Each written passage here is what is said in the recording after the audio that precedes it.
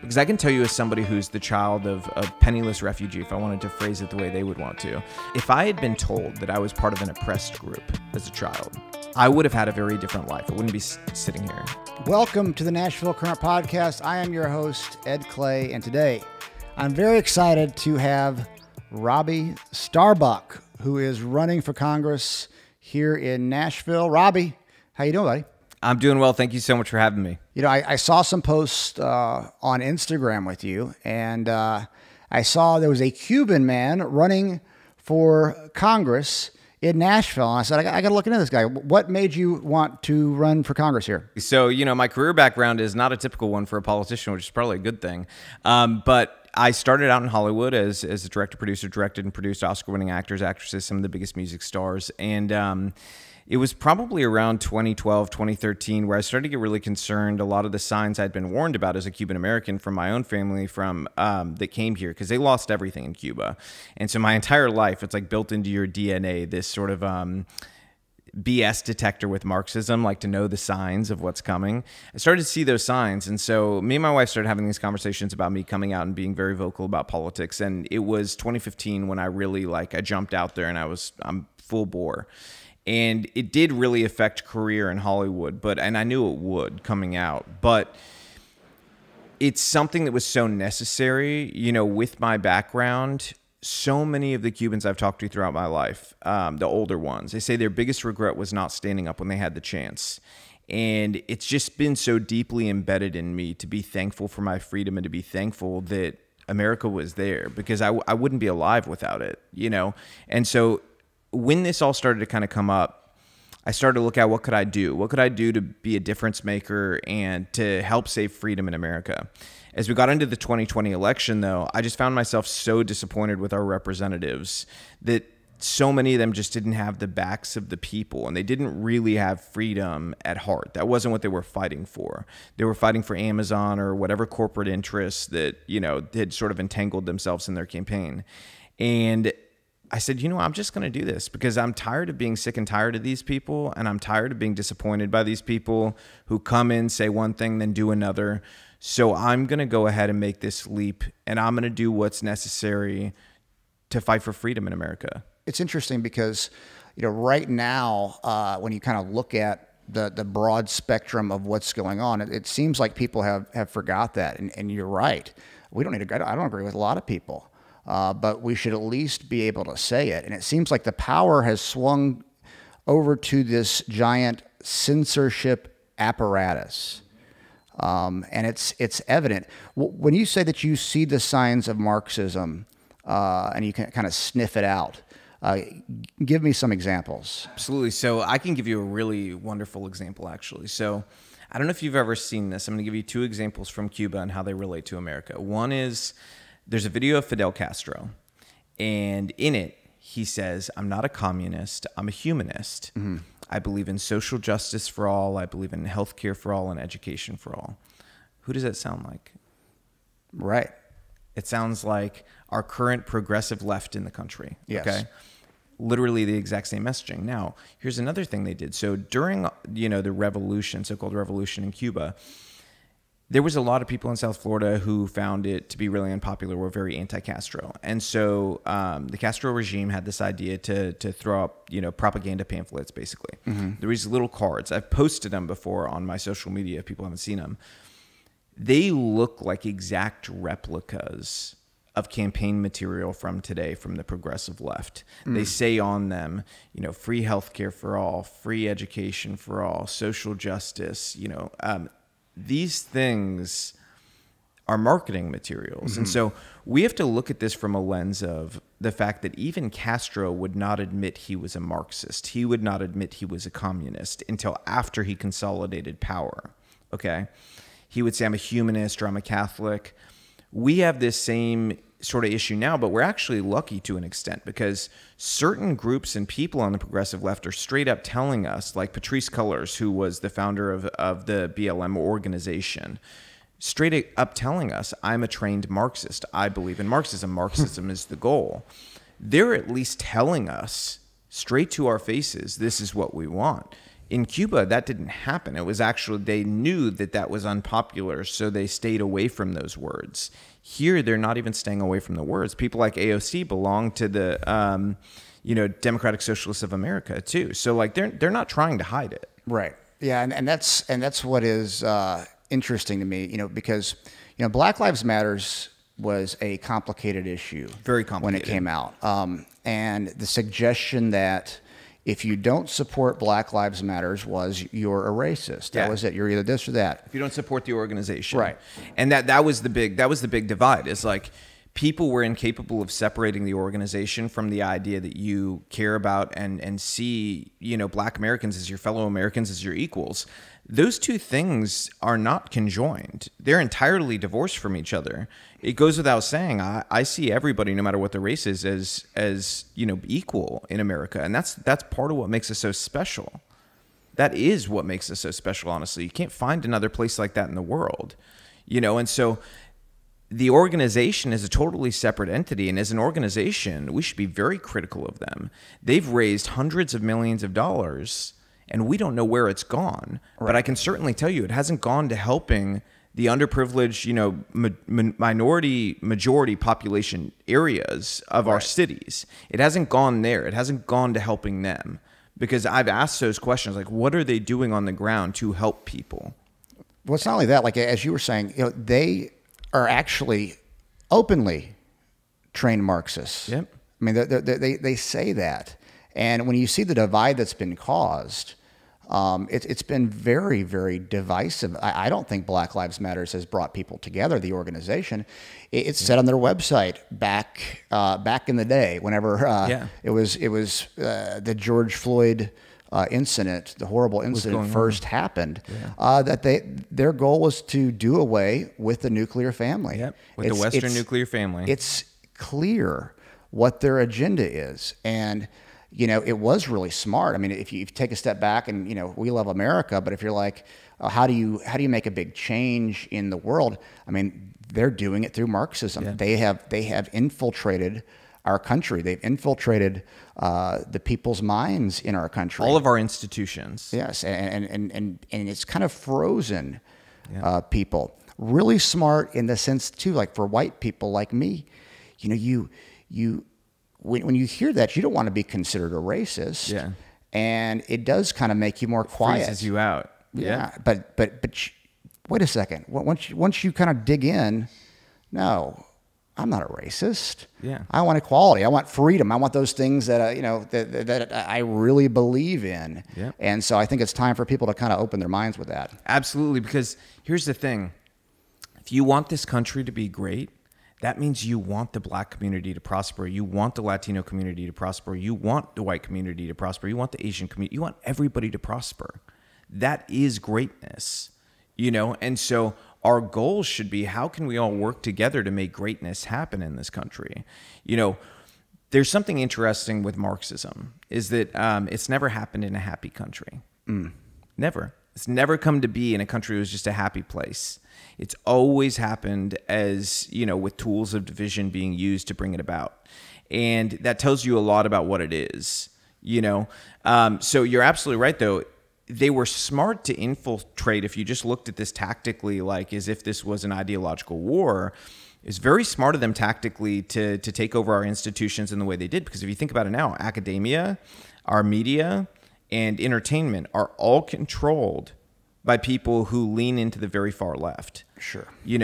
And so that's produced an environment where if you're growing up now, if you're a young kid, and things like that really a lot of adults take for granted from our childhoods, like things like Scooby-Doo. Okay, I know this is going to sound silly, but this is a real thing. When we were kids, you wouldn't think twice about the content that was in Scooby-Doo. The latest Scooby-Doo movie, they have multiple references to Ruth Bader Ginsburg as a champion and hero of women's rights. They attack toxic masculinity as men wanting to do anything that is like opening a door for women or men thinking they're stronger, whatever it is. They go after all of these things in the movie, all these social ideas.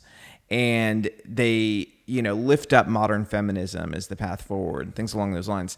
And it just, the way that they do it it's clearly political, and they're clearly political throughout the whole movie. And that's what kids grow up with now, is all of this super hyper political content. And then they turn on Nickelodeon and they have, you know, a drag queen singing to them about how they can change their gender. Sure. So this is, if they grow up with that, and that's what they're constantly fed, is a steady diet of leftism.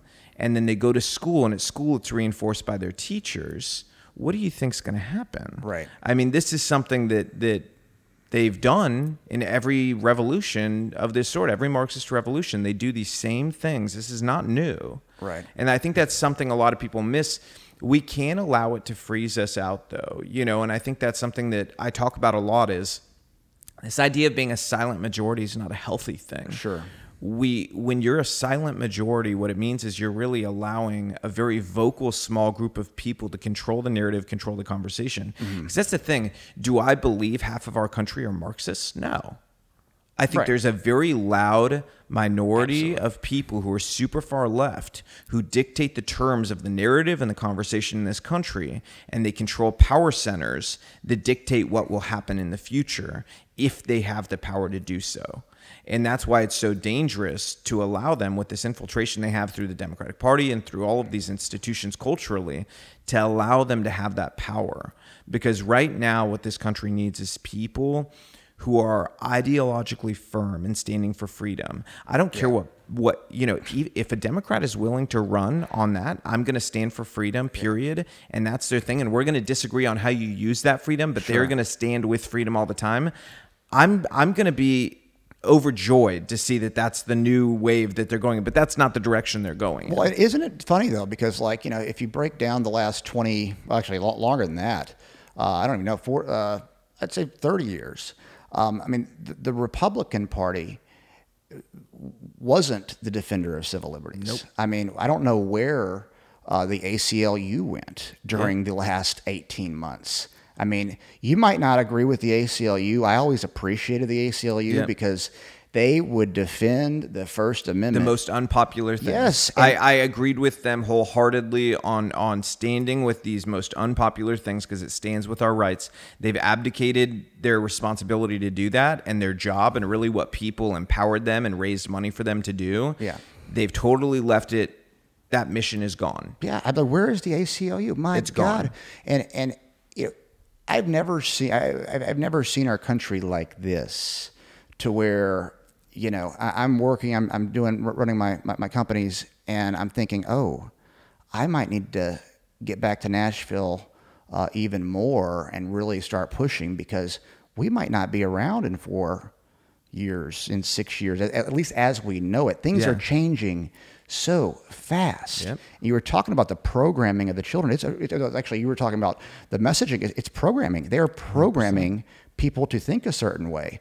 I was talking to one of my business partners, Dedrick Perry, and he was talking about leadership, and we're going over some leadership ideas. And I was like, right now, the algorithm is the leadership. 100%. So the algorithm's leading us through these thoughts, and it puts these things in front of all. We have to be careful not to be, all of us, you and I, not to get in these echo chambers. Yeah. Because, you know, that's, you know, we're like, oh, everybody thinks like this in our group except the bad people. Yep. But exactly. It's not really that. No, it's not. It's not.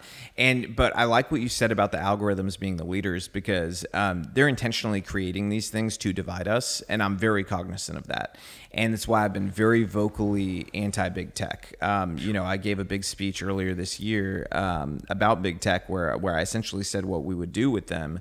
And the reality is, these companies, they're more powerful than many governments are. And it's time that, you know, we sort of break their stranglehold on free speech in America, because these sites are the public square now. And they need to be treated like the public square, and they need to be treated the way we treat cell phones. Because if I called you right now to have a political conversation, Verizon is never going to jump on and be like, hey, you guys are banned from cell phone service now, and we coordinated with AT&T and T-Mobile. They're banning you too, and that's it. You're not allowed to have political conversations anymore. Not yet. Everybody would understand that's crazy, right? Yeah. And it's because we have told them legislatively, you're not allowed to do that. But when it's a social media company, everybody's like, well, they're a private company, let them do what they want. Yes. No, they're the public square now. And by the way, they're also de facto arms of the government. Facebook themselves and Twitter both, they took orders from government elected officials during this last election to take down people's content before election day because they disagreed with it. Okay. Yes. If you're a company and you're acting on behalf of the government doing that, it is a violation of the First Amendment then, because they're acting as a de facto arm and they've chosen to do that of their own volition. So it's our job as elected, people to go out there and to say, no, we're not allowing this. We're going to stand on the side of free speech, allow people to have the conversations they want to have in the public square. We've got to do that. But the other thing that people should be so frustrated with is like, have you watched these big tech hearings in Congress? Not really, no. Okay. I don't recommend it unless you want to lose your mind. Ah. These people that we have elected know nothing about technology. Sure. Oh, yeah. It is the most embarrassing thing I've ever seen. They get, Zuckerberg in there and Jack Dorsey and, Sinjar, all these people from Silicon Valley. They're asking them the most elementary, ridiculous questions in the world. They don't even know what an algorithm is. They don't know what the future of artificial intelligence looks like. They couldn't explain any of this technology if you asked them to. We need people who actually know the tech and know the questions to ask. There was actually a situation during one of these tech hearings where Dianne Feinstein, she asked the same question multiple times because she was just reading from cards that her aides gave her. She has no clue what she's talking about on it. And that's not just a partisan thing. There's people on our side don't know what they're talking about on tech. It cannot work like that. This is the most dangerous thing if it is dealt with the wrong way. Right. If you look at something like automation, that could drive any of our countries in the world into despair if it's used the wrong way. Yes. Well, I mean, and people need to wake up to those ideas too, because, in reality, right now, we don't have that much time before the AI has kind of taken over. Absolutely. We really don't have that much time, and there's no escaping AI. Yep. So people need to have open, logical conversations in society that aren't censored about what we want to do about this. Because we could one day become a slave to the algorithm. Exactly. And we need to have those moral conversations now, and we can't be divided to do it. No. We've got to at least have a set of issues that we're allowed to discuss with each other without people wanting to wring each other's necks. Like, this is about the future of humanity, not about a political party or a country. The future of humanity could rest on the decisions we make when it comes to automation and artificial intelligence. Yeah. So we have to have the conversations, and it should tell people something that some of the chief, opponents against this idea of advancing AI much further are people like Elon Musk, who could stand to benefit from it, but he knows the technology and knows how dangerous it is. And he's the one saying, pump the brakes, guys. We need to slow down because we're headed into really dangerous territory. Well, and what do you think about things like TikTok, for instance? My understanding is the Chinese government is, or I'm not sure if it's Chinese government, but it's Chinese owned. Yeah, it's the Chinese government. And I want to make this ask the question in a specific way. If the Chinese government owns an app, do we and our kids are on this app, do we as a country think the Chinese government has our kids' best interest, and do we think that they won't use it for something bad? We're stupid if we don't think that they're going to use it for something bad. The company's called ByteDance. The Chinese government controls everything, and there's a really great parallel to draw there in how China's CCP works and how America's starting to work that should scare people, that I'll get to in a second. But in terms of the actual company, here's what they can do. Number one, they can use the algorithm, and they are using it to divide us. That's number one. Okay, they're adding fuel to the fire that already exists, and they're doing that actively right this moment. There's a reason why our military and anybody associated with the DoD or our government, okay, elected officials, they're told by the government, do not download TikTok to your phone, and do not allow your children to download TikTok to your phone. We know what it's being used for. It's a spying device too, and so TikTok, in general, let's say something like the South China Sea. Okay, very important to China to take control of the South China Sea. And they don't have control of it now. They don't actually have territorial rights to it. if they want to change in the future American policy associated to that, they can make sure that within that algorithm, they're feeding in content about that specific issue to young people to shift their mindset on it, to not care about it. Right. Okay. Or to take on an anti-American mindset and to take on a more communistic mindset. That's something they're doing actively right now on an issues basis to drive people subconsciously towards taking a certain position.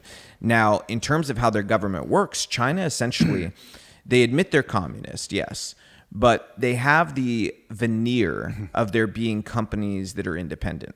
None of them are independent, and everybody knows this. Sure. You know, it's the reason why you can't have American partners in many different types of Chinese businesses and things along those lines, because at the end of the day, they answer to the Chinese government and do as they say. Our tech companies here in Silicon Valley are starting to become the same thing, where they're just arms of a party, and whenever they're told to do something by or for that party, they do it. That's the reason why at every single social media company, their spokespeople for the companies have been working for elected Democrats at some point in their career as spokespeople. Every single one of their spokespeople for the major social media sites. If that doesn't scare people, I don't know what will, because it's essentially saying government is taking control and feeding into these institutions so that they answer to them. That's what the CCP does. That's not what we should do here. No, not at all. And you know, if people didn't realize that, you know, TikTok was owned by the Chinese government and that its AI and algorithm is, I've heard it's the best. I've heard it's the most, you know, it's the deepest per se. Yeah. It gets people addicted the most. And, you know, they need to look into that, because that is programming 100%. Our children. And we were doing it. We were looking into it. Biden administration shut it down. Yeah, it's wild. It is extremely wild, because the effect this is going to have long term in our politics is actually really serious with young people. There's a reason why my own kids, they'll never be on TikTok. And I have a teenager, you know, about to be a teenager, and she'll never be on TikTok. Yeah, smart. How do we deal with, you know, these complex issues like the, you know, Twitter and Facebook, Instagram, censoring content as well? Like, how do we get true freedom on both sides to where it doesn't favor a political party? We have to essentially, okay, so I hate using regulation or legislation to solve these types of problems, but when you're pushed to a certain point where constitutional rights are being, you know, trampled, essentially, that's your job. You have to do that. You've got to then bring in something to make them neutral actors. And so we have a very sort of, we have varying options, I should say, in terms of how we do that in the regulatory environment and also legislation-wise. So there's a lot of options there, and we've got to, you know, what I favor is essentially treating them the way we treat cell phone companies, where they have to be neutral actors. You can monetize it however you want to. You can do whatever you want in that regard, but you can't censor conversations. You can't impede people's ability to reach people when you're not allowing other people that same, or when you're not doing that rather to other people. I mean, just look at me. I'm a congressional candidate, okay, in one of what'll be probably the most expensive district in the country. This week, Instagram started shadow banning us about a month ago, where if you search my name with with a space, so Robbie Starbuck with a space in between Robbie and Starbuck, you can't find me. Right. Twitter, I just found out 2 days ago, is doing the same thing. So if these websites will do it to people who are actively running for Congress and members of Congress too, because we found out they were doing this to 3 or 4 different members of Congress that are Republican about 6 months ago, and we, you know, raised, you know, all hell about it, and they ended up switching it back. But if they're willing to do this to people in the government, like, they have no lines, they're not afraid. Right. And so that's what we've got to change everything in terms of how this all works right now, because it's just, this is not healthy, and it's not freedom. Right. No, it's not at all. And it is true censorship. 100%. I can't figure out how anybody can think it's okay. You know, like I said, no matter what side you're on, how is this okay to censor a political candidate? Dehumanization. That's how you get there. They've dehumanized the other side. So if you call the other side maggots, or you call the other side, you know, like you treat them like they're subhuman in their decision making and things along those lines, you get to a point where people feel like, oh, it's okay to cage the animal, you know? And that's essentially the way that sadly a certain portion of society sees people who disagree with them as animals that need to be controlled, you know? And it's a really disgusting view, but we've seen it happen historically before. That's sort of the path it takes, is you divide, dehumanize, and destroy. And that's sort of the path that we see ourselves on in terms of the ideological differences. See, I've always seen people as generally having good hearts, you know? Very general. I mean, there's always going to be bad people. Sure. We disagree on how we solve problems. Like, say, homelessness. You know, I don't think every Democrat voter is just like, yeah, I love having homeless people on the street. No, we fundamentally have different ideas on how to solve that problem. Sure. You know, and their ideas aren't working. And so at some point we have to have that conversation, you know, and be able to like meet in the middle or find a new path forward, but you can't keep doing the same thing that doesn't work and do it over and over again. I would say the same thing to my own side. If we're trying to do something and we've tried for a decade and the problem's only getting worse, our way is not working. Right. You know, so these are things that we've sort of become unable to actually deal with anymore as a product of all of these algorithms and censorship and things along those lines. But that division and dehumanization is how we got to the point where we have a group of people who essentially are embracing authoritarianism and are like, you just need to shut up the other side because they're too dangerous. Yes. And that's exactly what has happened. Yeah. You know, they say that people that don't agree with them is too dangerous, and they're just, you know, they just want to kill people by talking about vaccines. You know, Fauci, you know, a few weeks ago when he said, if you are going in a way, if you're against Anthony Fauci, third person, you're against science. Like, oh well, so now if I question, he is science. So, yeah, and he is science. Amazing. Like he is science. Yeah, this is what's incarnate. crazy. Science in the United States, science throughout the world. I mean, Fauci, this is what people have to understand. He controls a lot of the money.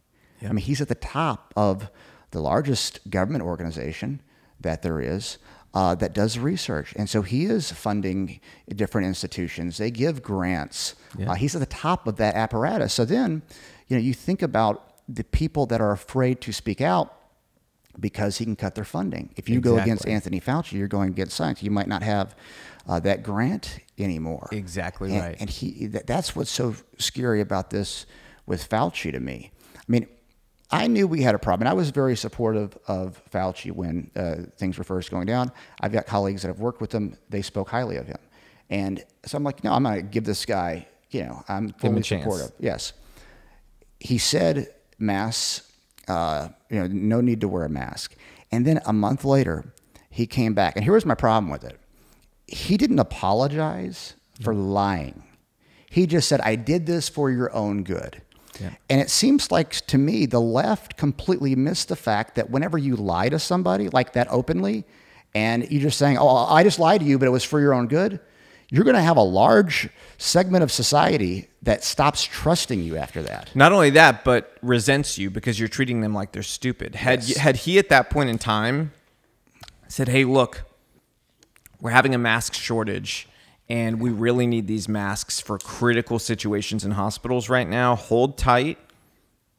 In a month, our production capabilities are going to be able to do that for now. Just limit your activity, but we need these masks for this. Not only would that have all worked out, you would have had people donating their masks. You would have seen what's great about America.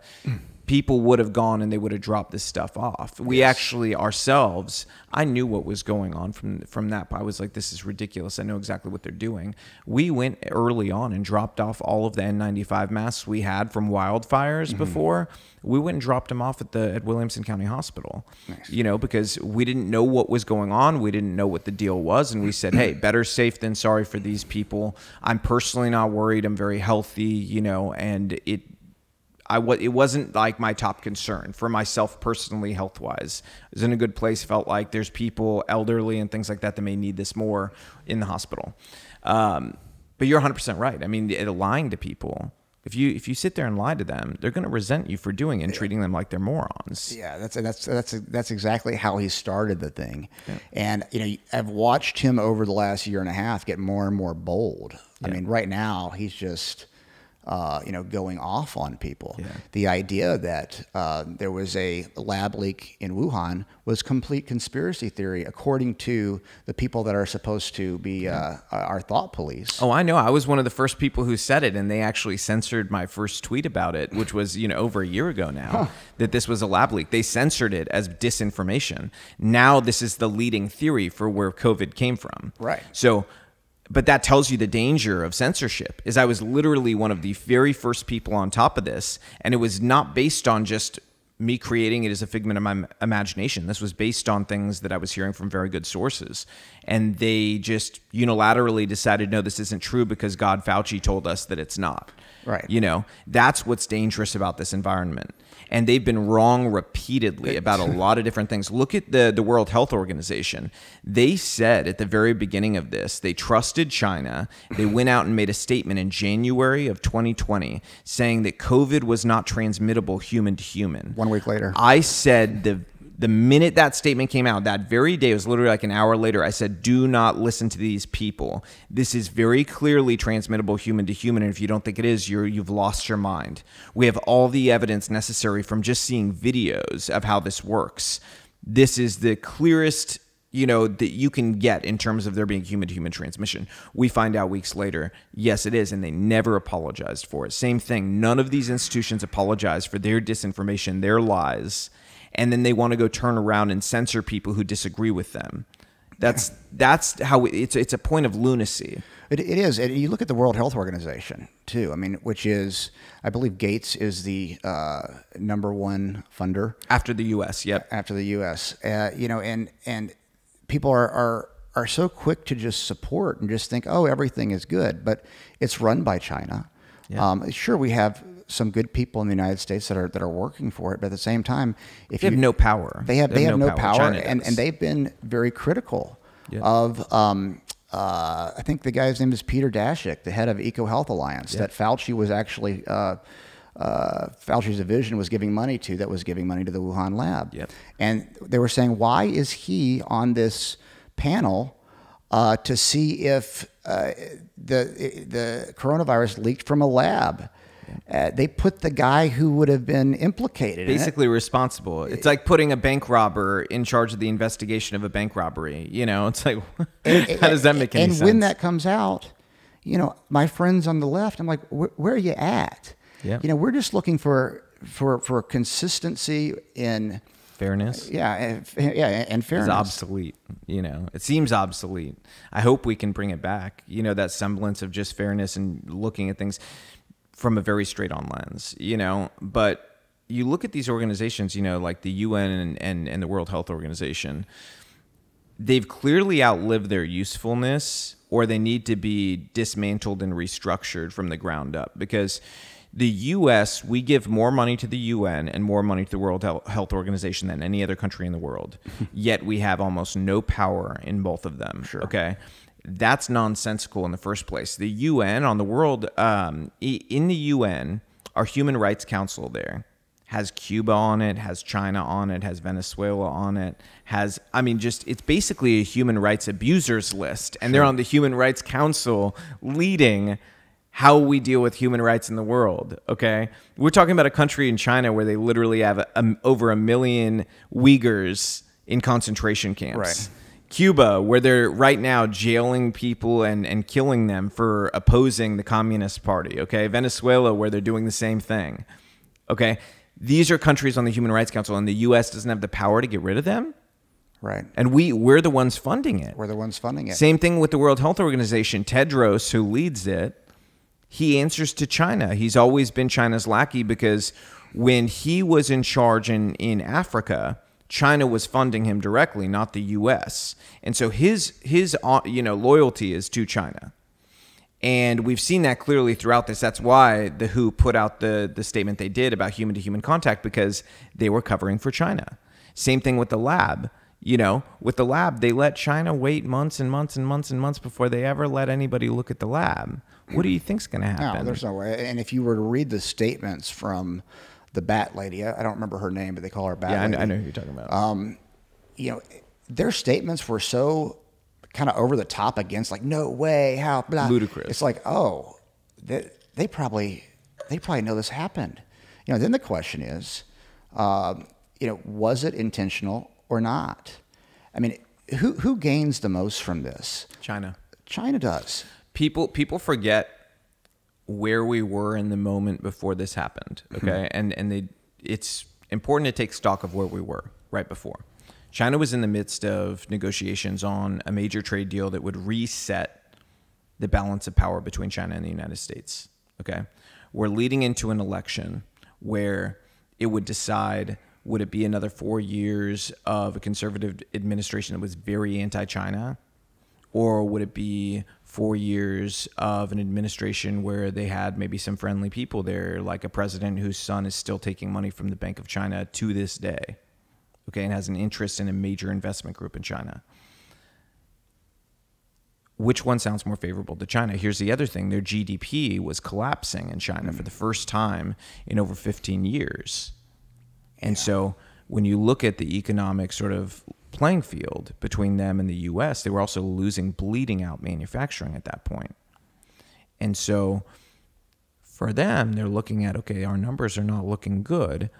If we shift this, the whole world doesn't look good. We actually not only look better by proxy, we'll suddenly be at the very top because we know we can plan ahead and control it. If you look at how China dealt with the virus, it clearly looked like a country that was very, let's say, prepared for how to deal with it. Yeah. It seemed like they knew exactly what to do, and they didn't share any information. They were very tight-lipped, and it just, everything they did fits the pattern of somebody who knew what was going on. Sure. If you were just looking at it from a standpoint of like, if you broke it down into like a situation with children, you would be like, that kid knew what was going on the whole time. And so they benefited the most from this. They changed the dynamic in the trade negotiations. Now we have a very different environment with a new person in charge in the White House. Policy's been very favorable to them. They've been able to get away with a lot of things they weren't able to get away with before. They're making incursions in the South China Sea. They're able to sort of do a lot more now than they were able to there. And a lot of manufacturing ended up pulling back and going to China and staying there because everything was there, and they were worried about moving during COVID and restrictions and things like that. And they weren't worried about that in China because China had gotten control of everything. Sure. And what's interesting to me is, you think about China controlling TikTok, this messaging that's going into our children's heads. This virus is released, whether it was accidental or not. It was released. And benefited them greatly. People panic. United States becomes even more divided. Yeah. And they win right now. They've won right now. Yeah. Now they're going to win in the long run. I sure hope not. Yeah, they won the battle, but there's still, there's a lot more to go. There's definitely a lot more to go. I mean, what do you think? Coming up over the next couple of years, because there's a lot of uncertainty. When is your race for Congress? When is 2022? So I mean, we started running already. Pretty much everybody has started running for the 2022 race, but it's next year. But in terms of like, what are you thinking? What is going to be the big issues over these 2 years? Yeah. What do you expect over the next couple of years? I think freedom is going to be huge because there's so many different things assaulting so many different freedoms, and so standing very unapologetically for it and refusing to cower to the mob or to whatever the new popular thing is, if it is, you're popularizing authoritarianism. I think for a lot of people, they're going to want to rally around people who are just saying like, look, I'm taking this mantle of like, I want you to be free. I want you to be able to run your business the way you want to run it. I want you to be able to live your life the way you want to live it, make the decisions you want to make. Even if I disagree with them, I am going to stand in that gap and protect your ability to be free. That's going to be very important to people to just have that and know, okay, you know what? I might disagree with him on this policy or that policy, but he is going to always maintain that. Sure. That's huge.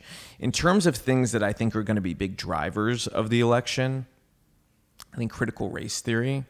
It's huge because what we're seeing, not just in energy from people who are concerned about it, but in actual content, and it's a, you know, sort of level of danger that it poses. This is some really terrible stuff that they're teaching little kids, you know, and the argument from the other side seems to be conflating critical race theory with history and slavery. I don't know anybody who's Republican who doesn't want our history taught in school. Sure. The question is, when do you teach certain things when kids are ready for it, number one? And then number two, are we teaching them theories about how our past has dictated our future or our present? Because that's not the place of public education to do. If you want to go to college and take a critical race theory class, Sure. all for it, go do it. But is that something, should we be teaching theories as fact to elementary age kids that basically frame them as either an oppressor or an oppressed group? Because I can tell you, as somebody who's the child of a penniless refugee, if I wanted to phrase it the way they would want to, you know, if I had been told that I was part of an oppressed group as a child, I would have had a very different life. I wouldn't be sitting here. You know, by 16, I had graduated high school, finished my first year of college already. That was thanks to a special program that I was only in because as a child, I was always told, you can do anything in this country. Mm-hmm. That is the gift you have been given. And it is a gift you better never take for granted. And my grandparents and my mom, I mean, they were deadly serious about that. You never take for granted that you're free and you live in this country because you have every opportunity. You have no excuse to fail. And if you fail in this country, it's because of you, not because of anything else. And that's what drove me to do all those things, because I believed them. I was crazy enough to believe them that you could do anything in this country, and they were right. Look what happened. And I was able to do it because I believed that. But had I been told by everybody I was supposed to trust, and that was reinforced by teachers, by the way, that I could do anything. If I had been told by those people I was supposed to trust and told at school by my teachers that I trusted that I was part of an oppressed group that was always going to be looked at differently, I would not have done the same things. I would not have made the same decisions. You know, it's so interesting that you say that because, and I've heard the statistic. I haven't been able to verify, but immigrants that come to this country are 3 to 4 times more likely to become millionaires than someone who was born here. Yeah. Interesting. The United States is seen and is, in general, the land of opportunity. There's so much opportunity for people to come from the bottom and work their way up. But, you know, I used to train professional fighters. I was a professional fighter back in the day, too. And, you know, coaching people, you know, you want to get their mind strong. You want to empower them. Yeah. You can't let somebody who's getting ready to go into a cage be a victim to all the circumstances 100%. Around him. 100%. If that's the case, he's going to get his head smashed in. Yeah. And, you know, if you're coaching someone to be successful in life, you don't say, oh, you know what, because of the color of your skin or because of your weight or because of any of these things, you can't be successful. The way you look, you can't be successful. That's the worst coaching ever. Not only the worst coaching, it is racist. It is racist to go into a group of kids and tell, you know, these amazing kids, because you were born this color, you're less likely to succeed. There is nothing more racist than that, than telling little kids, it doesn't matter how smart you are, it doesn't matter how hard you try, because you're this color, this is what's your life could look like. So do you think that's a Marxist agenda 100%. That's doing that? That's 100%. They even did that in Cuba, because actually Cuba is sort of uniquely similar to America in one very unique way. One of the very rare countries where it really is a melting pot. You know, you had Spanish Cubans who look more like me, and then you had Afro Cubans who are more black. And, you know, my own family, we had sort of a mixture, but I ended up looking like this, you know. So I always say, I feel like God very intentionally made me a little piece of everything. Just so that, you know, I would have an understanding of everything and have an interest in everything, because like my genetic, I did one of those like genetic makeup things, and it's crazy. I'm basically a piece of everything. I have Mongolian, Southeast Asian, African, a majority Iberian and Spanish, but little pieces from everywhere, and Ashkenazi Jew. I mean, it's everything. And I think that that's sort of a unique background to come from, to be able to be like, look, this stuff doesn't matter. What matters is your mindset, what's in your heart, and the way you treat people. Those are the things that matter. And are you willing? Do you have the integrity and the courage to burn down everything for your values and what you believe in? If you don't, then we're not in the same place. Sure. We don't have the same ideals, because that's what matters to me, is having the integrity and courage to do that, stand in the gap for those things you care about, whether it's family or freedom or whatever it is. You know, even if it's something I'm opposed to, I'll respect you a hell of a lot more if you're willing to lay it all on the line for those things you believe in. Absolutely. Talk about, your family coming to America, and obviously it's had a big impact telling your story, but how did they get here? They came in pieces. So essentially, immigration from Cuba was not a simple thing at that point in time. My mom was a teenager.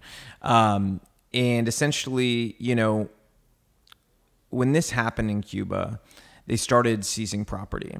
And there's this weird idea in the United States among the far left that the only people who lost their possessions in Cuba were rich Cubans.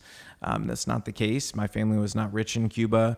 They were a very normal family. They had a very small home. In fact, it was a multi-generational home. More than one generation lived in the home, if that tells people anything. They had their home stolen from them. They had one car. The car was taken. All their possessions. So they literally came here with just the clothes they were wearing. That was literally what they had. They were told they could bring one item with them, though. And for my mom, she took a doll that had been passed down in the family. And it was a sentimental thing. It was not like she was into dolls at that point as a teenager, but it was something really important to the family. And so when she went with my grandma and my great-grandma and great-grandpa, they actually came by airplane. And when they went to the security checkpoint, one of Castro's men took the doll and smashed its head open because they wanted to make sure there was no money inside. And this is I think it's an important thing for people to understand, like that visual, because it tells you everything about leftism and that ideology that Marxism really, the ground that it really creates in a country. Because even after taking a home and a car and all their possessions, it wasn't enough. It's never enough. It will steal everything from people. It does not matter how sentimental an item is, whatever it is. It's looking for it to extract any piece of value it can extract from you and leave you with the bare minimum. And so that's what it did to them. So then she came. My grandpa, he had to wait probably, and he's actually still alive. He's pretty old, but he's spry. He's more with it than Biden is in terms of his ability to recollect the past. And he's an amazing guy. And he had to wait years, though, for the State Department to essentially tell the Cuban government they had to let him leave. And the State Department sent a letter, thank God they did, and he was able to come over. I have other family members who never got to leave that are still there. And sort of explain to people how authoritarian and oppressive the government is there.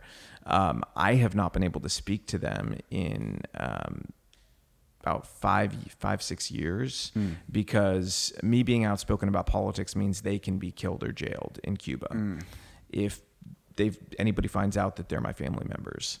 And so we only have one member of the family that talks to them. I guess we have two actually talk to them. And it's tough even right now with everything going on in Cuba. We don't know really what the situation is because their internet's shut down. Yeah. So we don't know what's going on. I always check in with my grandpa and other members of the family to find out, sort of what's going on. And we don't know, And for people that don't really know what's going on, because if you read the headlines, the headlines are very, in my opinion, anti-American, and they're not really covering the Cuban situation. Honestly, they were saying it was over, COVID. Yeah, exactly. What is going on in Cuba right now, and why should people be concerned? So, first of all, if you want if you're in the beginning of your journey of figuring out what's going on, I encourage you to go pull up videos of the protests in Cuba, because I don't want you to just believe me. I want you to see it for yourself and decide for yourself. Pull up the videos of the protests and then listen to them, and see if you hear the words COVID or vaccine one time. Okay? You won't hear it. You'll hear them say freedom, liberty, and then you'll see them, the image that you should probably see in a lot of these videos is them holding the American flag. And the thing to keep in mind, this is after decades and decades of indoctrination to make them hate America, and they still love the country and they still love the idea of freedom, because freedom is addictive. You get a piece of it, you want more. And there's a reason for that. When you've grown up in a country like that, you get a tiny sliver of freedom and you can't help but want to lay it all on the line to want more. Sure. And it's a beautiful thing and a sad thing at the same time. I said, myself, I get kind of filled with waves of emotions, both directions, because I'm simultaneously so overjoyed for these people, to see them stand up and rise up on their own and say, no, we want this. We want to go this path. We want freedom. And I'm also, really disappointed that there's so many people in our country who have lost sight of how valuable our freedom is. That there's literally people all over the world willing to die to have the freedom that we're supposed to have here, and you're willing to hand it right back to a government. Yeah. It's so ungrateful for what we've been given to say, yeah, you know what, I want to turn this over to somebody who could be an authoritarian. On either side, never relinquish these rights to anybody. I don't care if the president at that moment is a Republican or a Democrat. Do not hand your rights over to anyone. Sure. Well, I feel like we kind of started, though, after 9/11. Yeah, I mean, when the Patriot Act was first formed, should have been called the Act to Repeal the Fourth Amendment. 100%. The National Defense Authorization Act, which is, I think, still being voted on today. I could be off, but it is. Where we are living in a police state where they can do this under the Act. And when Edward Snowden came out and did what he did, I had been very active, the previous probably 6 years, on civil liberty issues. Yeah. And I was like, finally, it's no longer conspiracy. It's People out can there. see it. Everybody knows. Now there's going to be a change. And then, he was demonized by some people, and but the people, I was hoping was going to spark an aha moment. Yeah. Of our freedom and our rights. We're allowing this to happen. Yeah. But it didn't, and I kind of checked out after that thing with Edward Snowden. Yeah. From being involved politically, because I'm like, I got to focus on work. I'm not going to be concerned with it. Yeah. You also lose a little bit of hope, Yes. when you see people just relinquish. But at a certain point, you realize my own rights are at stake here. Like, this going much further. Yeah. Well, I thought, well, maybe I'm just crazy. Maybe I should just go and enjoy my life. Yeah. And then now, fast forward 8 years later, the last year and a half, you're watching our rights be stripped. Even the lockdown. I mean, I question the first lockdown. It was so built on fear, and they were able to get everybody so scared that it completely shut everybody down. Well, let me ask you a question. Yeah. In that first lockdown, if the government had come out in a press conference and said, look, here's the situation. We don't know very much about the virus, okay? This could be really dangerous. It could not be. We don't know yet. But our recommendation is that you tamper down your activities. If you can stay at home, stay at home. We're not forcing anybody to do anything, but this is what we're doing. This is what we think is best practice for the next 2 weeks while we figure out what's going on. Sure. I think most people would have done that. And it wouldn't have been force and coercion and all this stuff. It would just be an honest conversation from the leadership of our country to the people. That's what this should have been the whole time, is an honest conversation with people. I wouldn't have resented that conversation from government. Sure. Because it's giving me the agency to make the decision for my family. Now, the government telling me your family has to stay locked up at home, that is not okay and never will be. I don't care if it's a 50% fatality rate. That's not the government's job, and nor is it their right. Okay? Would I stay at home with a 50% fatality rate? Yeah, I would. but it would be my decision to do so. And now if somebody down the street says, you know what? No, I'm going to keep my shop open. I want to take the chance because I worked my whole life for this. I could think it's a dumb decision, but it's not my job to tell them they can't. Right. You know? No, and that's what happened. It was really forced on society. Yeah. And if you went against it, oh, you just want people to die. Like, I took it very serious in the sense that you could look at the early numbers and, epidemiology, people say, oh, it's science. Like, yes, it's a form of science, but they're using assumptions to make these numbers. Just like the first numbers that came out were like, 2.2 million people were going to die in the United States, and I forget what it was in England, and those were all bad assumptions. Well, have you ever heard of the book How to Lie Using Statistics? Yes. This was a master class in it. Yeah, and that's what a lot of the science is. Yeah. Quite frankly, when you look at these numbers, it's not absolute. It's not like you do an experiment, you get the same result. This is like you're putting these assumptions in there to rack out these numbers. Yeah. But if you look at the numbers, like if you break it down, above 65, about 79% of deaths for COVID. 50 to 64 is another 15%. 95% above the age of 50 years old. Yep. Under the age of 40, according to the CDC, still less than 10,000 people have died. There are severe long-term effects to COVID that we haven't been able to quantify yet. Those are real things. Which speaks to the fact that we should be much more concerned about the creation of it and the gain of function research and everything, and looking at trying to get to the root of that. Because that could tell us a lot about what this may look like 5 years from now. Exactly. Well, and is the virus, is it man-made?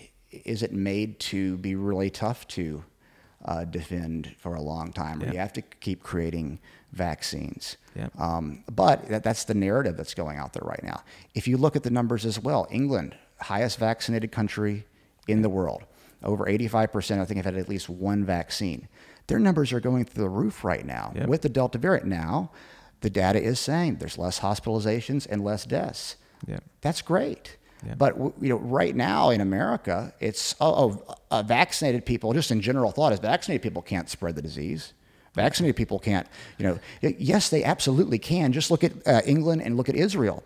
But it is causing less deaths. That's a good thing. But we can't even have that open conversation in general. Without being called conspiracy theorists. Exactly. Well, that's the thing is, science has sort of been redefined in America as constant fact instead of what science is supposed to be, is an exchange of ideas and going through it and investigating it and figuring out what different directions it can go. And it's supposed to be a process, not a fact that can never be questioned. Okay.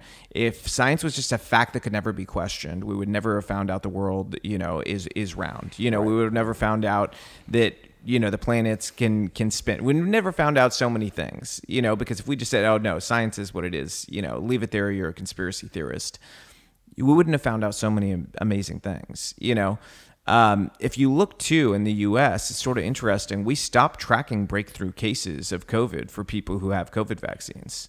And that in itself, the government's response to scientists who were worried about that said, hey, that doesn't really make any sense, is they were like, well, we want to focus on the really dangerous stuff. And it's like, we have the capacity to do all of it. That's BS. Sure. Why won't they just give us the numbers on these breakthrough infections? Doesn't make any sense. Well, I mean, well, it's because, as you were saying, they're not testing for it anymore unless you have a symptom. Like if you're around somebody with COVID and you've been vaccinated, they're telling you just go out and do your thing. As long as you have symptoms, don't get tested. And they know in England that's not the case with the Delta variant. It's skipping. And it doesn't mean that the vaccines aren't working to stop death or severe disease. Same with Israel. Israel's seeing the same thing that they are over there. They are. And that's really, when you see Biden come out last week and say, the unvaccinated people are the problem, basically suggesting that people that aren't vaccinated are the problem with this pandemic.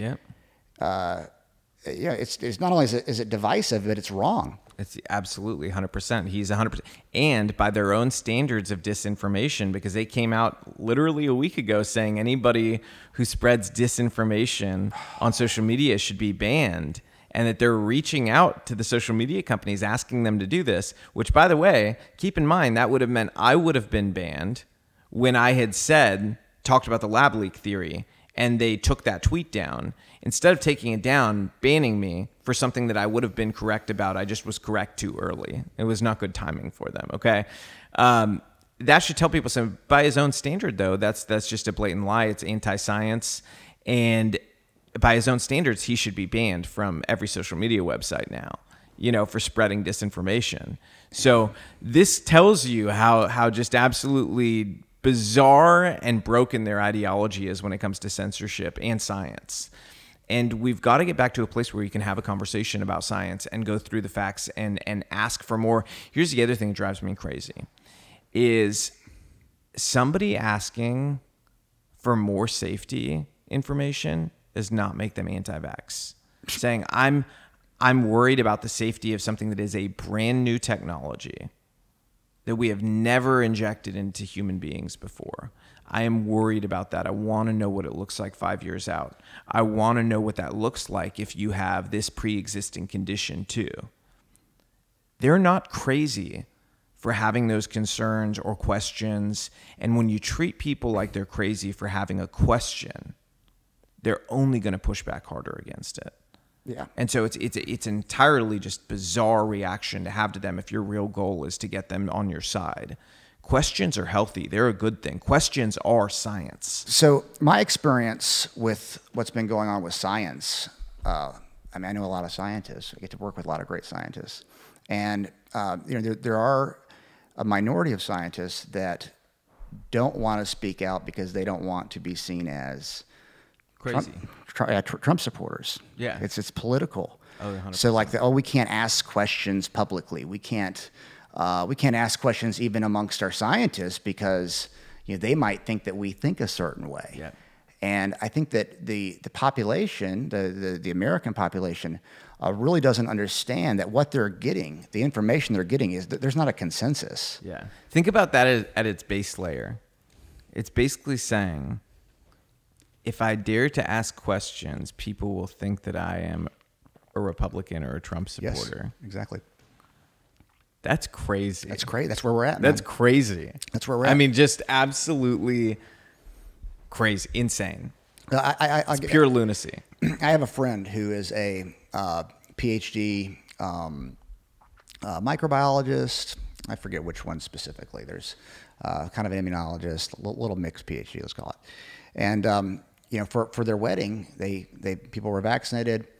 Like 4 people in her group, got the Delta variant, and she's like, "This is kind of weird because if this thing is stopping the spread," and they were symptomatic too. I forget how many of them were symptomatic, Yeah.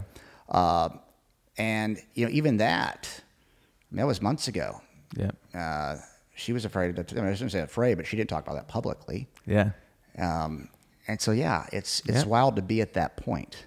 Yep. I mean, what do we do about something like that? I mean, like, how do we make it okay to ask questions? Yes. Yeah. I think a big part of this is going to be what happens in 2022, because it's really going to dictate the terms of the coming decade, in terms of what is going to be seen as normal, what is going to be seen as the temperature of America. Because if America votes for the current ruling class to stay in, that means that they're saying, okay, we're okay with authoritarianism. Mm-hmm. We're okay with this.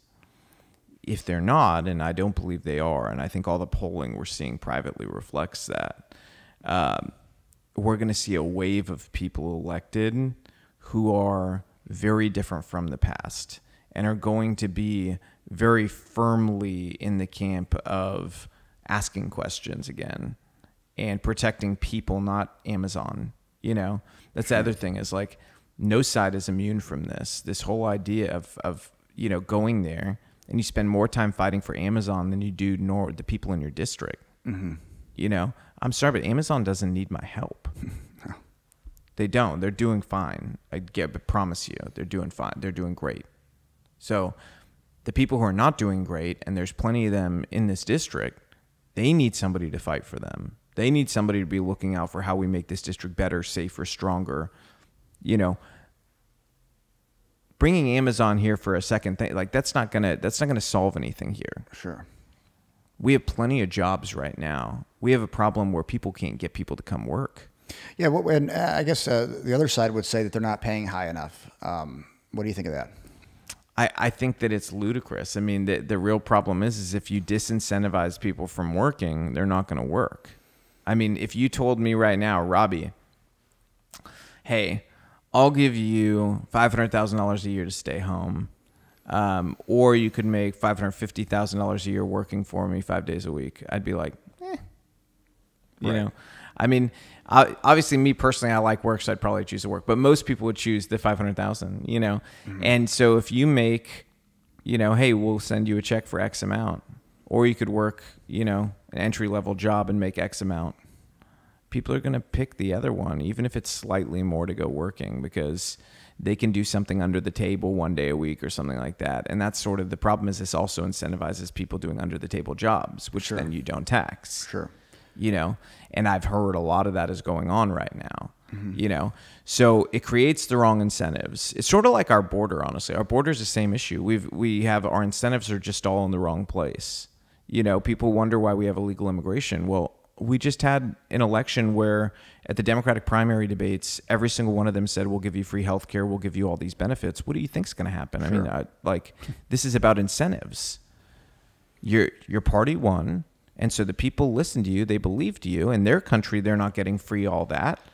So they're like, yeah, we'll go over there. They're saying they'll give us free all this stuff. We have to change the incentives and say, hey, you know what? We value immigration as a country. We have to know who's coming in, though. We have to be able to control it. We've got to control for our economy, for our safety, for all these things. And to do that, there has to be a process. And so here's the thing. We're changing the incentives. If you do come here illegally, you will not have the opportunity to become a citizen in the United States, and you will not ever get any benefits in the United States. That changes the incentives right away. And it incentivizes people to go through the legal process, which by proxy frees up some of the resources we use on illegal immigration to get shifted on over to speeding up the legal system so that we're looking at these cases much more quickly. You know, that's just... This is everything in government, I feel like, is about incentives. If something's going wrong, your incentives are probably in the wrong place, you know? No, yeah, absolutely. And you know, the immigration issue is one, it's super complex. And I don't begin to even suggest that I know enough about it to talk intelligently. But just a general thought, there's got to be a way where we can... you know, allow people to do it the right way, especially 100%. If they're leaving a crazy tough situation. 100%. You know, like you see these people coming from these Central America countries, and you know I mean, if you're willing to risk your life to do it, it's got to be really bad. Yeah. And, well, the other thing too is we have to be cognizant of the fact that to do this, we have to fix. This is a thing. If you believe in immigration, obviously I do since my family came here. Yeah. You have to understand that we don't have the resources to do what needs to be done without fixing the illegal immigration issue first. Mm-hmm. Because we do have to make sure that whoever is coming in is going to, number one, assimilate. They're going to be a productive member of society, and that this is going to be a net positive for America. Okay, those are the three most important things, and that you're controlling for safety, obviously, making sure you're not allowing people in who have criminal records and things along those lines. But you've got to control that first part so that we can shift resources and make the legal system much better, because the legal system is horrible right now. Right. I mean, it's like you wait 7 to 9 years or something like that to just get an answer, and that's obviously incentivizing, again, people to come here and do it the wrong way, and then we don't know where they are. They live in the shadows. You know, that's not helpful to anybody. Certainly not them even. No. You know, so we have to look at it from all those vantage points. And there is a period, you know, like where, let's say we're not at full employment, and we have an unemployment issue here in America, where you can taper off and say, hey, you know what, we're only allowing in serious asylum cases right now because we have to make sure that we get to full employment here in America. There can be periods of time like that, but it's got to be with the understanding that we're never going to just shut down migration to America. Sure. You know, it's part of what makes us a special place. You know, we all come from different backgrounds, different things, and I think that's part of what's kind of amazing about America is we make it work. Well, it really is a nation of immigrants. Yeah, you know, 100%. That's what we are, and you know, there's just got to be a better way than what we saw, quite frankly, while Trump was in office, and then you know you see the same things with when Biden's in office. Different presidents, of course, different media coverage of it. Very different media coverage. But you know, we have more children being trafficked right now at the southern border than we ever had in American history. Really? Right now, right this second. And that's what my wife does. She combating, you know, human trafficking. She works with the National Center on Sexual Exploitation. She works with a new group here, actually, in Nashville, Operation Lightshine. She's starting to work with, and then with Exodus, she's an education ambassador for them on this issue. And what's happening at the southern border is insane right now. And here's something, you know, the media never explained when Trump was in office. So when there was the initial, you know, big crazy sort of like media firestorm about children being separated, one of the things they never talked about is that you do actually have to separate children at the border for a very small period of time to test DNA and to make sure they're with a family member. In one test period of time where we were separating a child at the border from the adult that they came with, first of all, one of the big things with trauma victims of any type of, you know, sexual exploitation or labor trafficking, things along those lines, you have to separate them from their trafficker to question them. If you don't, they're afraid the trafficker has some sort of hold over them and ability to, you know, do something to them if they don't. So the first thing is separate to question, and then DNA testing to make sure they are who they say they are. Sure. In one of those first trial runs, it was almost 30% of the children were not with an adult that they were related to. Wow. But the person claimed to be their father or mother. I see. And so that's an issue where you have to wait till you have the results, number one, to make sure you're protecting the child from being sexually or emotionally abused or physically abused during that process. And we do have a duty to care for the children, make sure that they're taken care of, they're well fed, they're getting, you know, books and games, things along those lines. You know, but we do have a duty to make sure they're not coming to this country to be trafficked. You know, it's a serious issue. The cartels have figured out that they can make as much or more money trafficking people, not just children, but people, than they can on drugs. And I'm not just talking about sex trafficking, I'm talking about labor trafficking too, because, you know, they have this problem in China as well, where a rich person will get a certain type of visa that allows them to then add on a bunch of other people. And essentially what they were doing is they were selling those to people, and then they make the person work it off here in America for 15, 20 years. They do the same thing with the cartels, where the cartels say, okay, you know what, we're gonna bring you over to America. You're gonna have to do this job, you know, doing this until you pay off your debt. And they keep them in that labor traffic scenario for a decade to pay back their debt for coming to America. Okay. All of these things are incredibly abusive human rights issues, and we're allowing it to happen under our noses because we're not actually doing our job at the border, you know? Yeah. You know, and people underestimate, I think, how much sex trafficking, specifically sex trafficking, is actually going on, and how the immigration issues that we're having. I mean, it's largely in, or maybe not largely, but there's a lot of that sex trafficking that's been going on in that. A lot.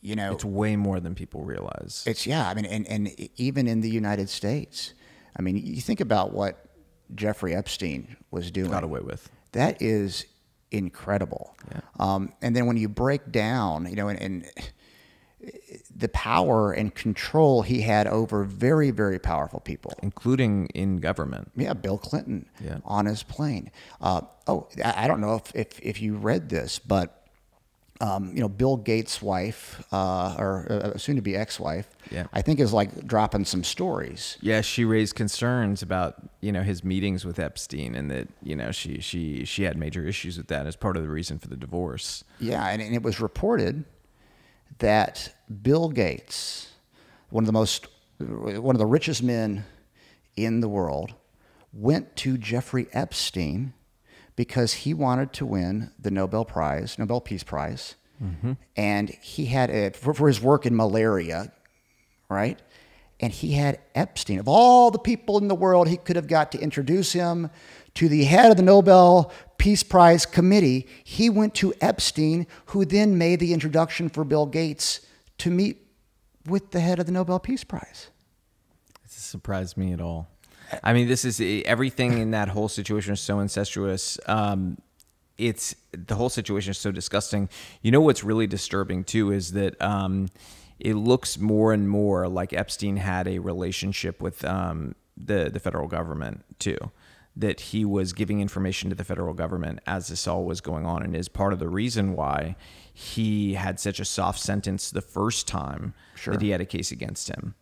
And the reason he essentially got off for trafficking kids was because he had an existing relationship with the government where he was feeding them info. Sure. You know?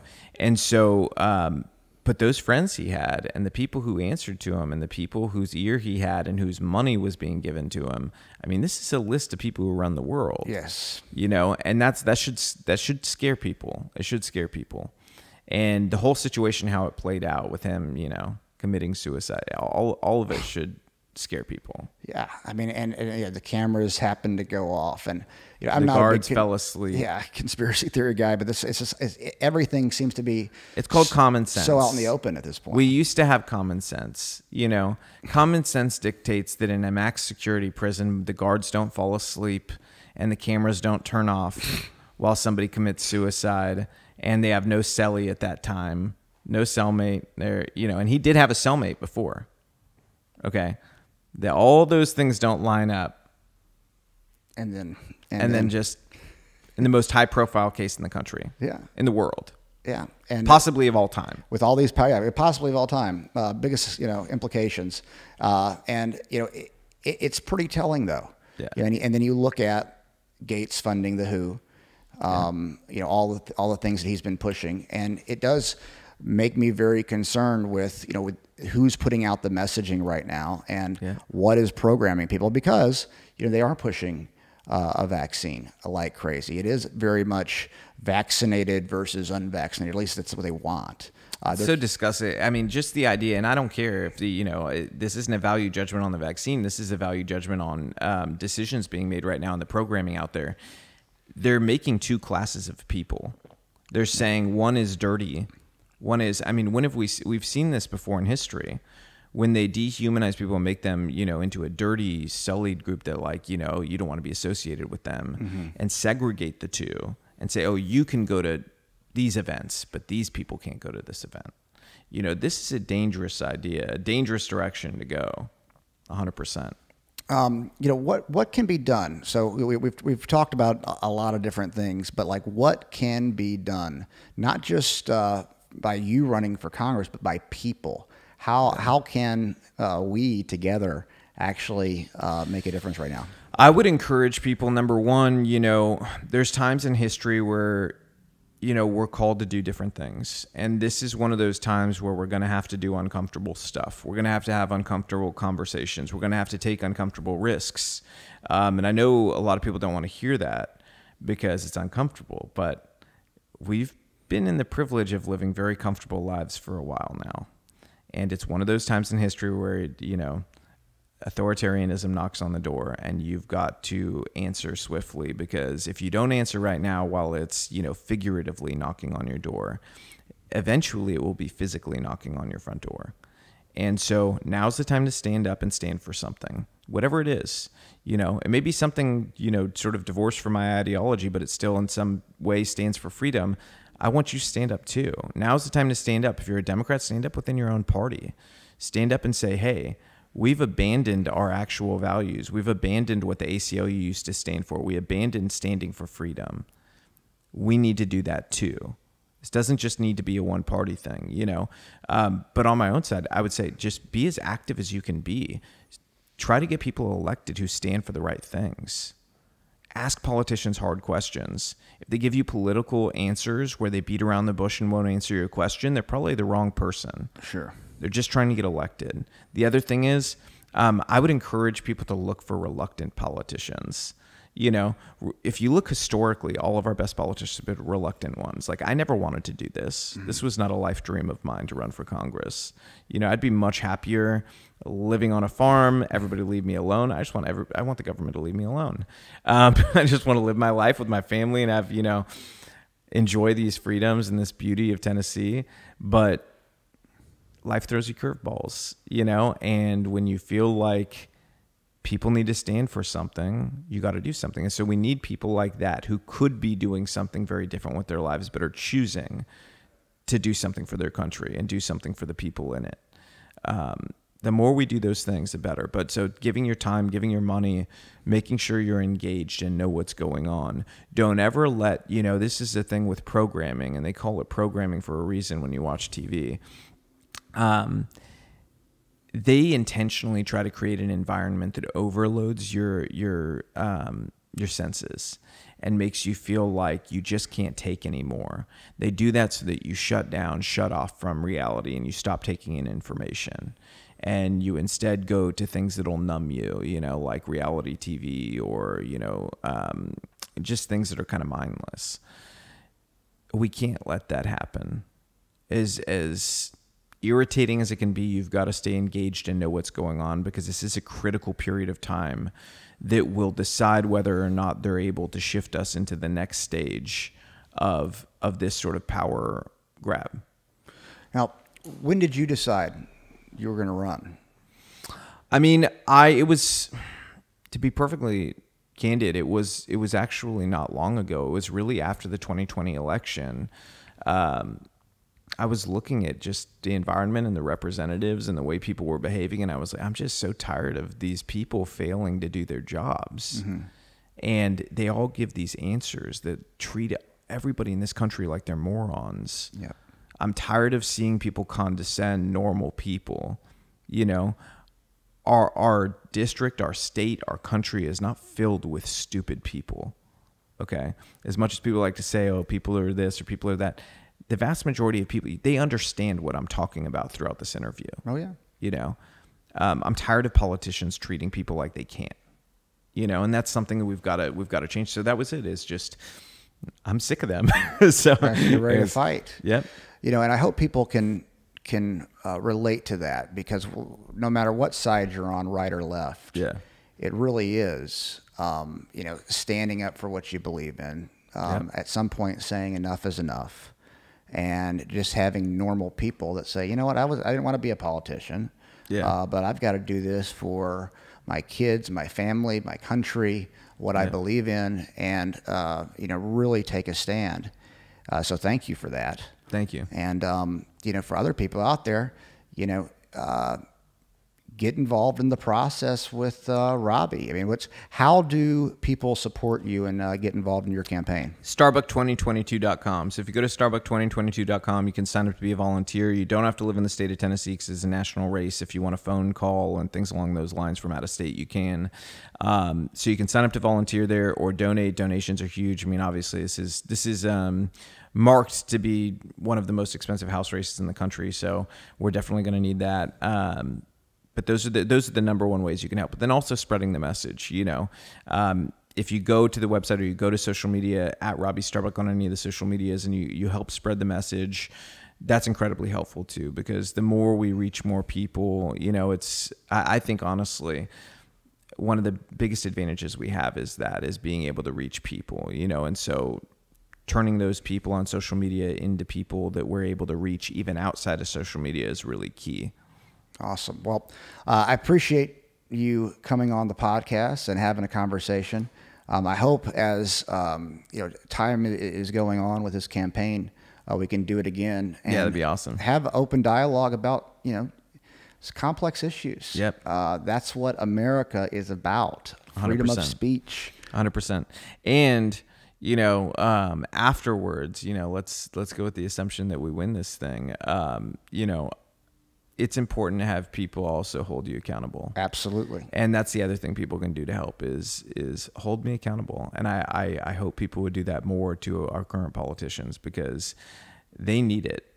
People need to remember the job is to serve people. That means that they answer to you. And we should start treating them like that, you know, that they're supposed to answer to people no matter which side they're on, you know. And there's violators on both sides. So don't be afraid to ask questions. There's no bad question. There's no question that's rude. Ask questions. Ask questions. Amen. Robbie Starbuck, thanks for being on the National Current Podcast.